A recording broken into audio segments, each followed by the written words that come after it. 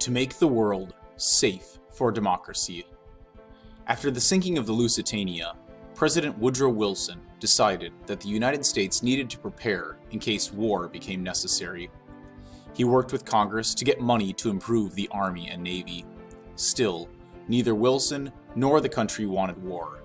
In 1916, Wilson won re-election under the slogan, "He kept us out of war." In a speech to the Senate in January 1917, Wilson declared that he wanted to find a way to end the stalemated war in Europe.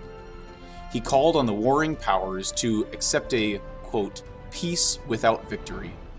He also spoke of forming a, quote, League of Honor to help nations settle conflicts peacefully. Germany's response to Wilson's peace efforts was to launch an all-out effort to win the war, including a return to unrestricted submarine warfare. The Zimmermann Note. Wilson had hoped the Germans would back down, but his hopes were dashed in late February 1917. Britain had gotten hold of a note sent in code by the German Foreign Minister Arthur Zimmermann to the German minister in Mexico. Zimmermann suggested that if the United States entered the war, Mexico and Germany should become allies. Germany would then help Mexico regain lost territory in New Mexico, Texas, and Arizona.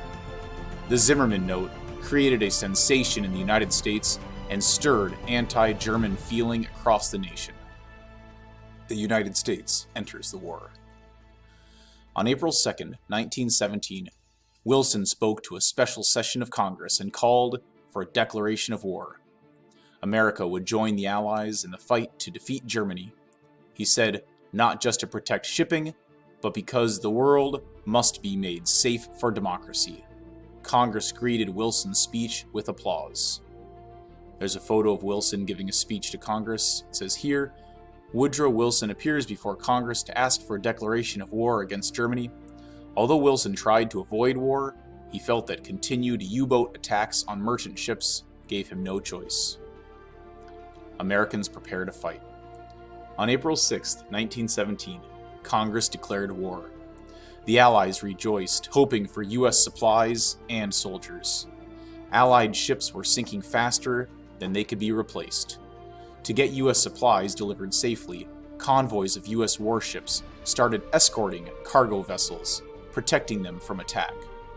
U.S. destroyers also helped the British Navy assault U-boats. These strategies dramatically reduced shipping losses. When the United States entered the war, it only had 200,000 soldiers, and most of these had limited training.